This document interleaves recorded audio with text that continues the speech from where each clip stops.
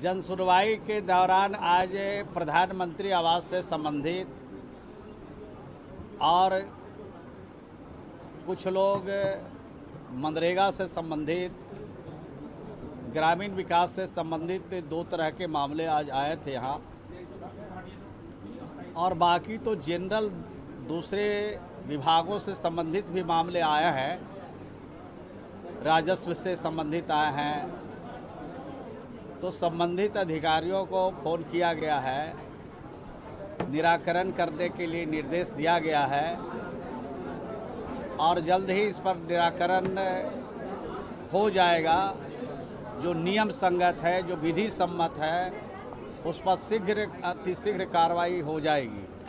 मंत्री जी, एक सवाल है कि नेता प्रतिपक्ष तेजस्वी यादव ने कहा है कि मंत्री का उम्मीदवार हूं। अभी महागठबंधन में सब कुछ तय नहीं हुआ पर कह रहे कि मैं मुख्यमंत्री का उम्मीदवार हूं। इसी तरह की भाषा का इस्तेमाल करके, इसी तरह की बोली का इस्तेमाल करके राज्य की जनता का अपमान कर रहे हैं। राज्य की जनता जनादेश देती है और जब जनादेश मिलता है तब जाकर के कोई मंत्री और कोई मुख्यमंत्री का चयन होता है। विधायक दल बैठता है, विधायक चुने जाते हैं, विधायक दल बैठती है, तब फैसला होता है कि कौन मुख्यमंत्री होगा।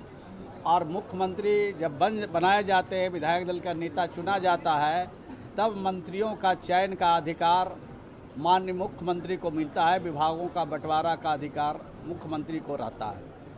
तो अहंकार में बोल रहे हैं। बिहार की जनता उनके अहंकार को पहले भी चकनाचूर किया है। इस अहंकारी को आगे 2025 में भी इनके मंसूबों को चकनाचूर करेगी।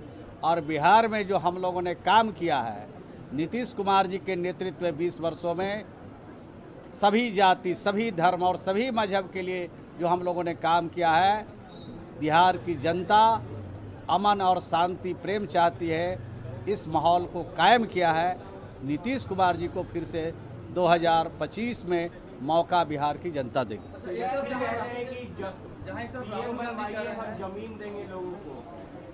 अरे भाई, वो कहाँ से ज़मीन देंगे? वो तो खुद ज़मीन लेते हैं। जिसको नौकरी दीहीन होंगे, डिटेल जानकारी नहीं है, लेकिन जाके नीरज जो हमारे प्रवक्ता, उनसे मिल लीजिए कितनी ज़मीन लोगों से लिया है, वो सब डिटेल आपको दे देंगे और आपको प्रकाशित करने में, प्रचारित करने में थोड़ा सहूलियत होगी।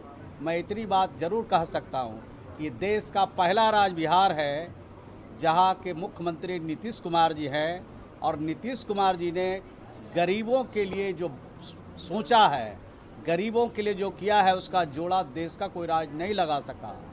बिहार में अगर कोई गरीब है, आहर पर, पोखर पर, पैन में बसा हुआ है, उसको अपना कोई ज़मीन नहीं है, तो उसको सरकारी ज़मीन 5 डिसमिल दिया जाता है। और अगर ज़मीन नहीं है सरकारी, तो 1 लाख रुपया राज्य के खजाने से बिहार की सरकार उनके ज़मीन खरीदने के लिए, 1,20,000 रुपया घर बनाने के लिए, जॉब कार्डधारी उनको 2250 रुपया मजदूरी के रूप में, 12,000 रुपया उनको हम लोग देते हैं शौचालय निर्माण के लिए।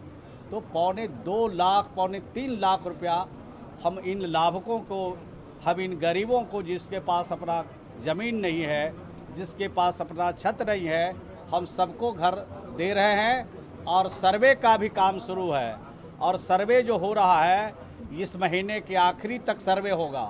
और राज्य में जो वंचित लोग हैं, जो गरीब लोग हैं, जिनके पास अपना छत नहीं है, सबका सर्वे करके उनको अपना आशियाना देंगे, अपना छत देंगे, गरीबों को आगे बढ़ने का मौका देंगे। जहाँ राहुल गांधी कह रहे हैं कि अभी तक तय नहीं है, हम अभी और बदलाव करेंगे, संगठन को मजबूत करेंगे, वहीं तेजस्वी यादव का बयान इससे इतर है, वो खुद को सीएम कैंडिडेट बता रहे हैं। आपको लगता है महागठबंधन में सब कुछ अभी तय नहीं है, अलग अलग लड़ने की बात? देखिए, उनकी बात पर हम लोग ज़्यादा ध्यान नहीं देते, हम लोग अपना काम करते हैं।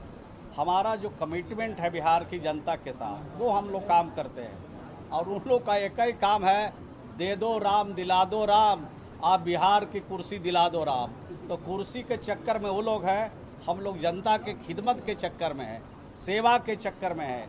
उनके समस्या के हल के लिए हम लोग कमिटेड है, उसको पूरा करेंगे। मंत्री जी, एक सवाल है कि कांग्रेस का राष्ट्रीय अधिवेशन गुजरात में चल रहा है, जहां कह रहे हैं कि 2025 से लेकर 27 तक का रोड मैप विधानसभा चुनाव जहां जहां होने हैं और सरकार को वहां अपने मुद्दों से जो है घेरने की बात कह रहे हैं राहुल गांधी। अरे भाई, वो रोड मैप बनाएंगे, हम लोग रोड मैप बना के काम कर रहे हैं, दोनों में फ़र्क है।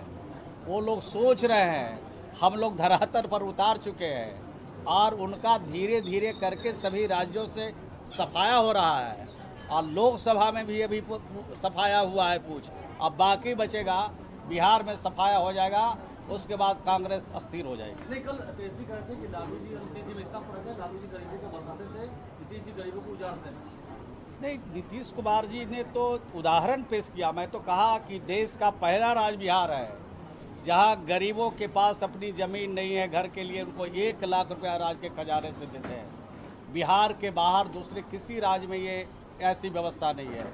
देश का पहला राज्य बिहार था जहां गरीबों को का नाम अगर प्रधानमंत्री सूची में नहीं है तो उसमें नाम जोड़ने के लिए बिहार में मुख्यमंत्री आवास ग्रामीण योजना चलाई गई। ये देश का पहला राज्य बिहार है जहां एक बार गरीबों का घर बन गया और उसमें मरम्मती के लिए राज्य के खजाने से हम लोग 50,000 रुपया देते हैं और 1 जनवरी 1996 से पहले जिसके घर बने हैं, अगर उसका घर रहने के लायक नहीं है तो उसको नया घर बना करके 1,20,000 रुपया राज्य के खजाने से देते हैं। ऐसी व्यवस्था देश के किसी राज्यों में नहीं है। कुछ राज्यों में अभी वह व्यवस्था लागू कर रही है, यानी बिहार का अनुकरण दूसरा राज्य भी कर रहा है। धन्यवाद।